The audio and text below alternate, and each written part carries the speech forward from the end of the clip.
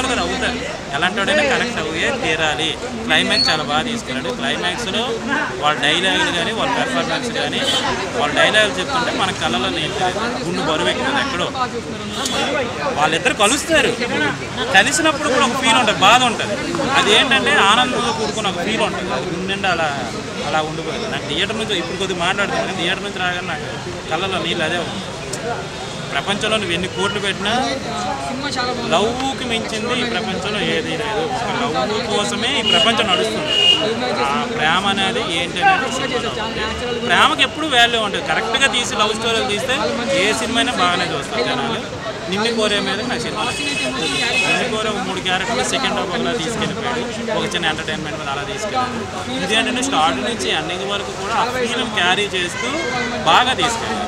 ఏదో సమంత అంటే ఆ రేంజ్లోనో లేకపోతే ఇంపార్టెంట్ కాకుండా ఎంతవరకు చూపించాలో అంతవరకు చూపించారు. సమంత కానీ నాగ చైతన్య రియల్ లైఫ్లో వైఫ్ అండ్ హస్బెండ్ అనే ఒక ఫీల్ ఈ సినిమాలో మనకు కలగదు. మనం క్యారెక్టర్కే కనెక్ట్ అవుతున్నాము. సినిమా బాగా తీసుకెళ్ళారు. అందరూ పెర్ఫార్మెన్స్ కూడా చాలా బాగా చేశారు, చాలా బాగుంది. ఓవరాల్గా అందరూ చూడవలసిన సినిమా. ఉగాదికి ఎంజాయ్ చేయొచ్చు.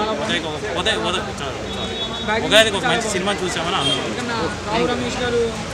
ఈ వీడియోపై మీ విలువైన కామెంట్స్ ని మాతో షేర్ చేసుకోండి. అండ్ ఇంకో విషయం, సబ్స్క్రైబ్ చేయడం మర్చిపోకండి.